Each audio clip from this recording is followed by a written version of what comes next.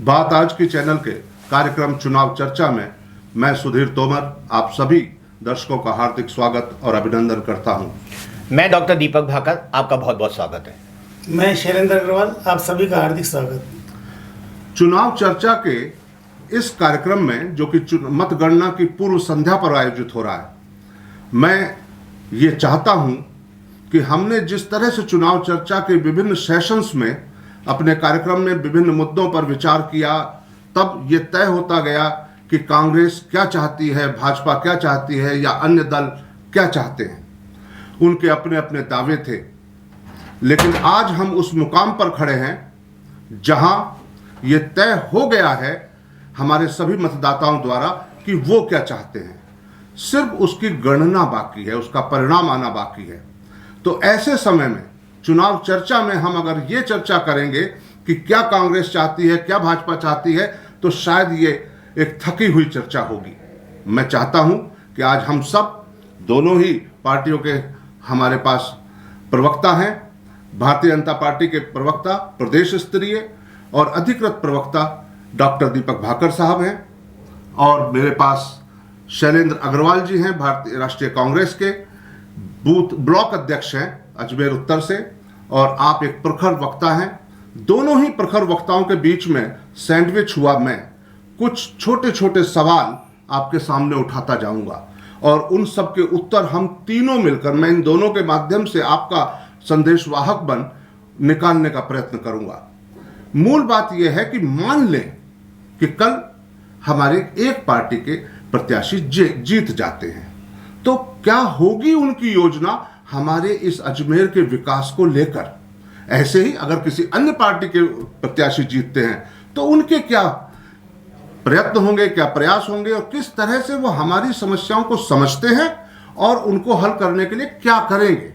आज की चर्चा का विषय यही है, और मैं चर्चा की शुरुआत करता हूं डॉक्टर दीपक भाकर जी से, और मैं पूछता हूं डॉक्टर साहब कि मान लीजिए कल अजमेर उत्तर और दक्षिण की दोनों सीटों पर अगर भाजपा प्रत्याशी विजयी रहते हैं, तो भाजपा के जो एमएलए बनेंगे वो अजमेर के हम मतदाताओं को या हमारी जनता को हम क्या सुविधाएं देने की योजना रखते हैं।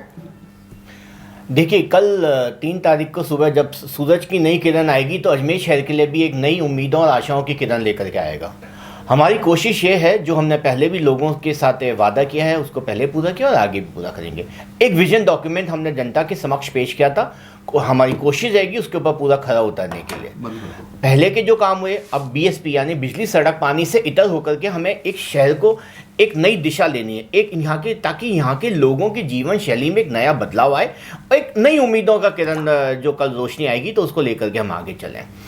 कई चीज़ें ऐसी है जो अजमेर मूलभूत सुविधाओं से वंचित रहा कई वर्षों से, और जो मैंने आपको पहले भी इस बात को कहा था कि जो राजस्थान की हृदय स्थली होते हुए और जयपुर के बाद दूसरा शहर होते हुए, क्या बात है कि आज जब भी बात आती है नंबरिंग की तो हम उस बहुत पीछे हो जाते हैं, और उदयपुर, जोधपुर, कोटा, भीलवाड़ा और ये शहर हमसे बहुत आगे पहुंच गए और अजमेर पायदान में बहुत नीचे आ चुका है। तो हमारी कोशिश होगी कि अजमेर को उसका खोया हुआ वैभव वापस से लौटाने के लिए और पायदान पे बहुत ऊपर लाने के लिए कि अगर हम राजधानी ना बन सके तो कम से कम राजधानी के समकक्ष आके खड़े हो सके।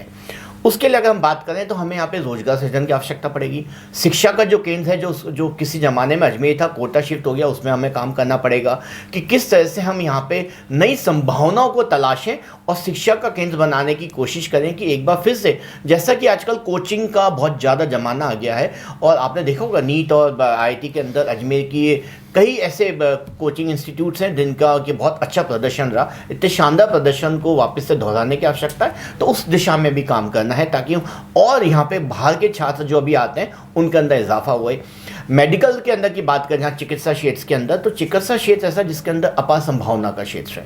हमारी कोशिश रहेगी, जैसे पहले PHC और CHC का काम हुआ, JLN मेडिकल कॉलेज के अंदर नया कार्डियक सेंटर हुआ, इमरजेंसी के अंदर काम हुआ, और तो इसी के अलावा से अगर हम कार्डियक जैसे बहुत साल पहले यहाँ पे बात हुआ था कि अजमेर के अंदर कार्डियोलॉजी के अंदर उनका कोशिश ये थी और स्टाफ की भी घोषणा की गई थी कि कैसे कार्डियक सर्जरी का काम हो सके।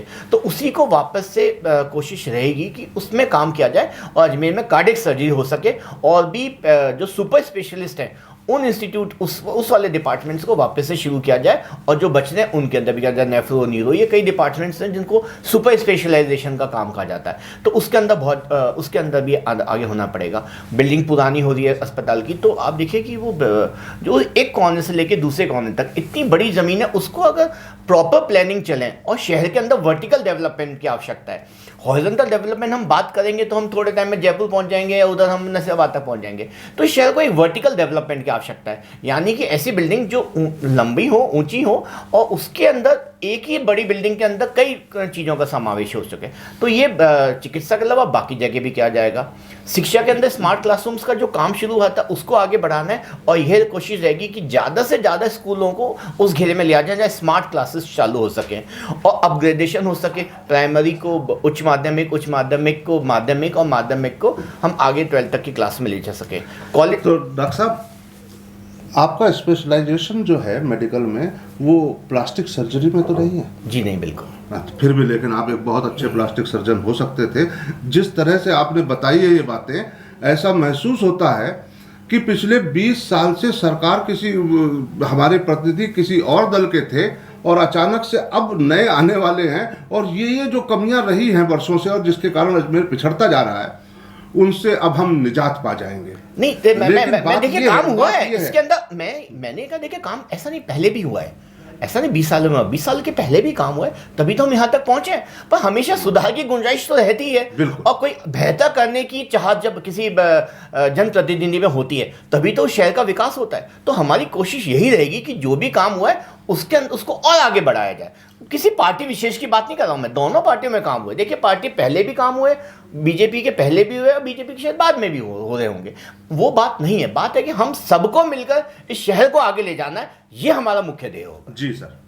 तो शैलेंद्र जी, मैं आपसे पूछना चाहता हूं कि कल अगर परिणाम सुखद स्थिति लाते हुए आपके लिए अजमेर उत्तर और दक्षिण दोनों में ही कांग्रेस प्रत्याशी विजयी रहे जी, तो आप क्या देखते हैं कि कांग्रेस पार्टी के ये जो नए एमएलए बनेंगे ये अजमेर के विकास को किस तरीके से आगे बढ़ाएंगे? क्या कार्य योजना पार्टी स्तर पर आप देखते हैं? देखिए, मैं सबसे पहले तो निवेदन करना चाहूँगा कि अजमेर स्मार्ट सिटी बना है, करोड़ों रुपए अजमेर स्मार्ट सिटी के नाम पर खर्च हुए हैं, परंतु हमारे यहाँ के अधिकारी या जो तत्कालीन जनप्रतिनिधि हैं वो शायद इस चीज़ को भूल गए कि स्मार्ट सिटी की जो पहली शर्त है वो 24 घंटे पानी सप्लाई होना, पेयजल की सप्लाई होना।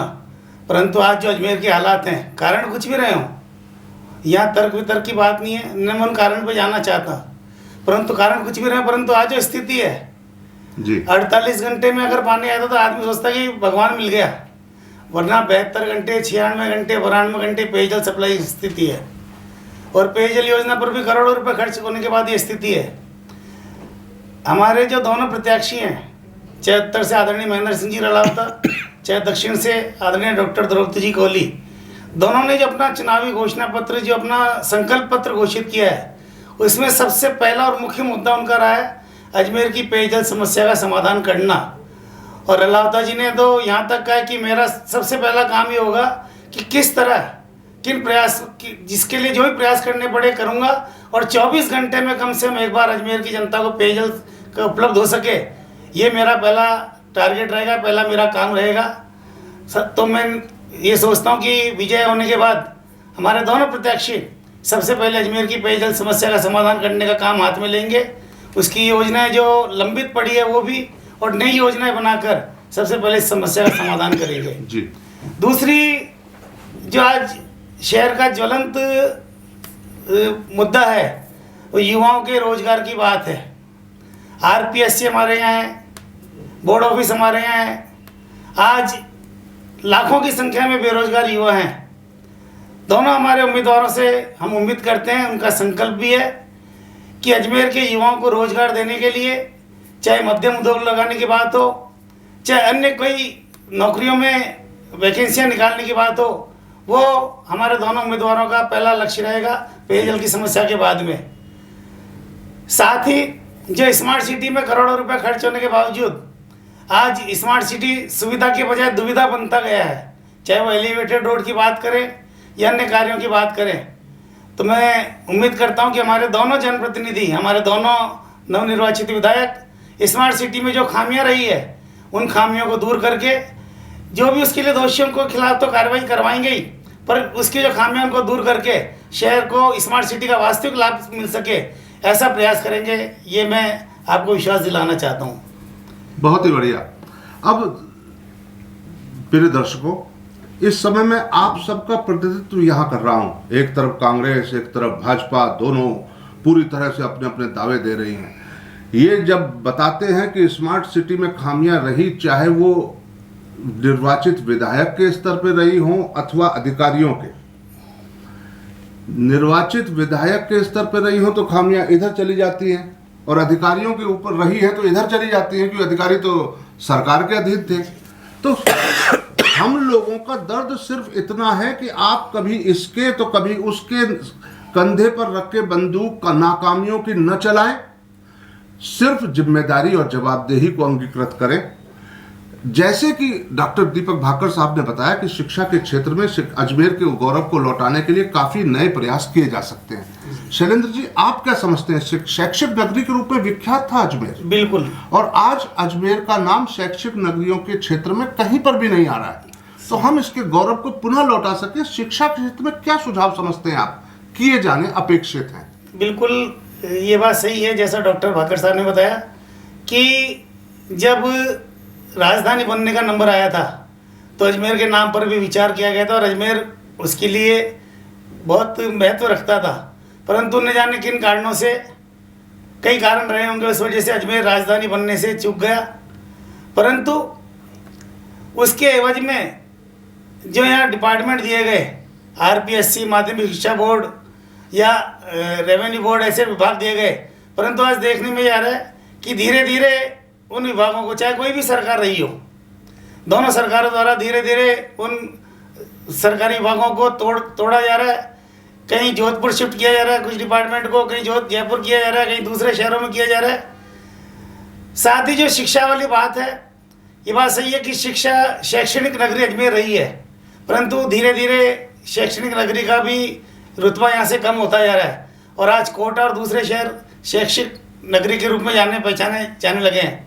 निश्चित रूप से शैक्षणिक नगरी को अपना पुराना गौरव वापस लौटाने के लिए हमारे दोनों नवनिर्वाचित विधायक इसके लिए जो भी भरसक प्रयास होंगे वो करेंगे। सभी आम जन की राय लेकर, यहाँ के जो प्रमुख लोग हैं, प्रबुद्ध लोग हैं, उनकी राय लेकर निश्चित रूप से अजमेर को अपना पुराना गौरव लौटाने के लिए भी हमारे दोनों नवनिर्वाचित विधायक काम करेंगे, ऐसा मैं विश्वास दिलाना चाहता हूँ। डॉक्टर साहब, जनता के करीब हो सके विधायक, इसके लिए आप, क्योंकि अगर ये करीबी ना होती तो शायद चुनाव के अंतिम दिनों में बहुत ज़्यादा भागदौड़ न करनी पड़ रही होती। तो विधायक और जनता के बीच में एक अभेद सा भेद होता जा रहा है, ये नहीं होना चाहिए, चाहे विधायक किसी भी दल के हों। तो मैं ये चाहता हूँ, क्या ऐसी कोई योजना नहीं हो सकती कि विधायक जी हर महीने की इस तारीख को सर्किट हाउस पर अथवा किसी भी निर्दिष्ट स्थान पर आम जनता से बिना बेरोक टोक, जिसे हम कहते हैं, उस तरह से मुलाकात हो? क्या इस तरह के आयोजनों से जनता अपने आवेदनों को, अपनी पीड़ाओं को लेकर के ज़्यादा नज़दीक नहीं पहुंच सकती?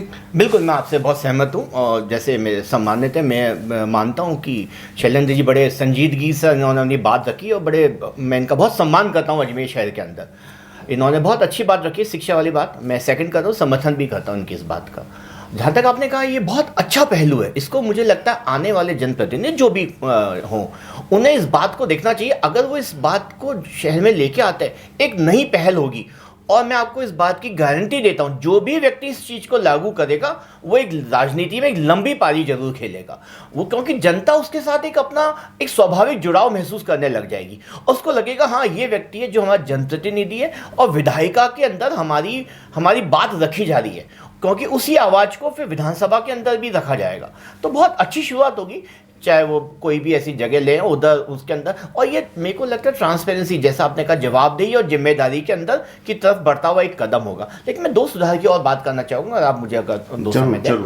देखिए, अजमेर हमेशा से पर्यटन का केंद्र रहा है, और चूंकि ख्वाजा साहब के हिसाब से और ब्रह्मनगरी जी के हिसाब से, तो उस तरफ अगर हम कार्य करेंगे तो मुझे लगता है पर्यटन जो एक रोजगार का एक बहुत बड़ा केंद्र बन सकता है। दूसरा पहलू जो मैं रखना चाह रहा था वह कि रेलवे का, हमेशा से रेलवे का एक बहुत बड़ा केंद्र अजमेर रहा है अंग्रेजों के ज़माने से, भले उस ज़माने में गोला बारूद बनता हो, तो उसके दिशा में काम किया, क्योंकि उनके पास ज़मीन भी बहुत जगह है और उधर अपार संभावनाएं अजमेर के अंदर रेलवे को आगे बढ़ाने के लिए, जिसमें रोजगार सृजन भी होगा और साथ साथ अजमेर के अंदर की जो GDP है शहर की, उसका अंदर भी बड़ा होगा। तो इन 2 बिंदुओं के भी आने वाले जनप्रतिनिधि अगर काम करें और सोचें तो मुझे लगता है वो अपने शहर के साथ ज़्यादा न्याय कर पाएंगे।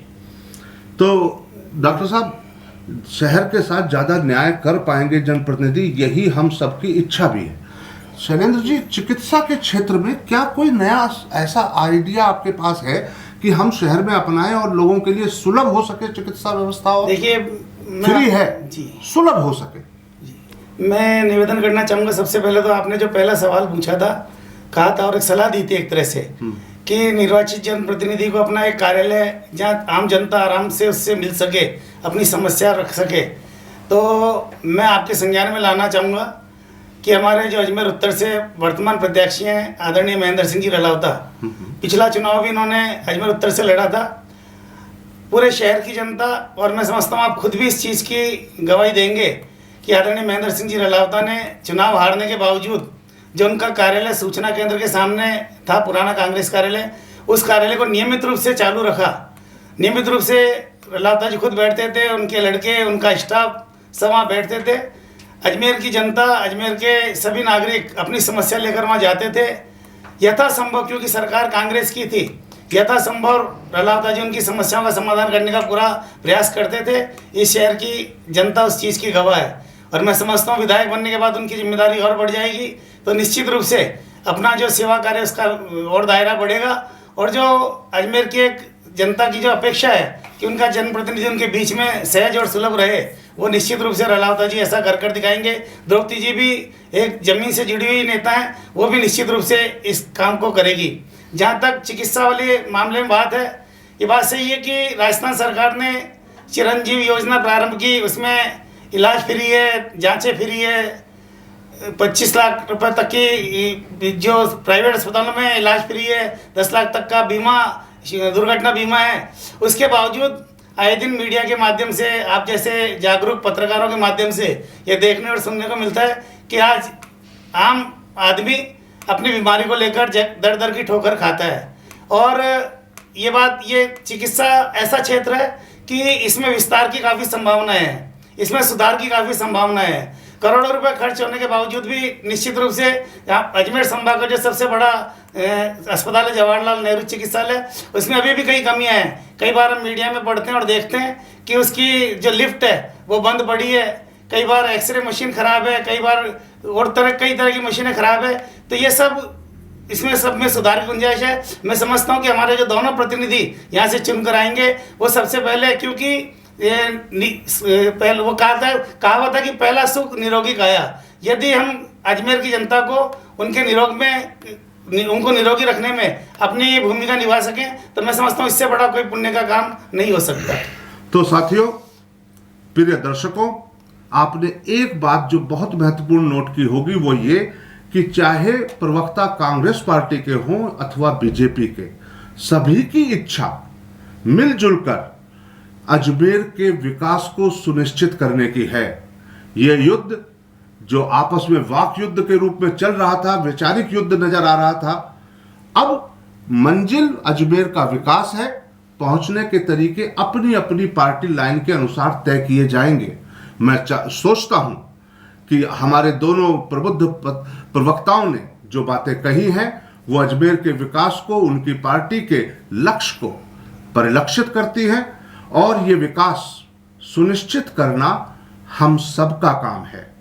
जो भी प्रत्याशी जीते, हमारी बधाई उनको, और हम सब मिलकर के अजमेर के विकास को सुनिश्चित करेंगे। ये जिम्मेदारी प्रत्याशी जो कल एमएलए बनेंगे उनसे अधिक हम सबकी है। ऐसा न हो 5 वर्ष बाद इन्हीं परिस्थितियों को लिए फिर हम दूसरे भ्रम जाल में फंसते जाएं और फिर मतदान को प्रेरित हो किसी को मतदान करने। नहीं, हमने जिसे मतदान किया है वो विजयी होगा और उससे, और वो भले ही हमने मतदान उन्हें ना भी किया हो, और अगर वो विजयी होते हैं तो अजमेर उत्तर और अजमेर दक्षिण के एमएलए कहलाएंगे। किसी पार्टी विशेष के बाद में वो हम सबके होंगे। इसलिए अजमेर के विकास को सुनिश्चित करना और करवाना हम सबका जिम्मेदारी है और मैं उम्मीद करता हूं हम सब इसे उठाएंगे। और जहां तक बात है मतगणना की, तो मैं आप सबको सूचित कर देना चाहता हूं कि मतगणना जो कि अपनी आज की रात जिसे कहते हैं कत्ल की रात, एक चुनाव से पूर्व हमने एक दिन बात की थी, जब 24 नवंबर को हम चर्चा कर रहे थे, हमने बात की थी कि कत्ल की रात है आज। ऐसे ही आज कत्ल की रात है, लेकिन इसमें किसी के हिस्से में कुछ बाकी नहीं है सिवाय इंतजार के सुबह का, और हम इंतजार कर रहे हैं अजमेर की सुबह का। साथियों, हमारे साथ जुड़ने के लिए आप सबका हार्दिक आभार। और कल सुबह मतगणना के लाइव प्रोग्राम के लिए हम सब वापस जुड़ेंगे और सजीव लाइव दर्शन डिस्कशन सभी हम करेंगे अजमेर की और पूरे राजस्थान की मतदान परिदृश्य पर। धन्यवाद, आप सभी का हार्दिक आभार।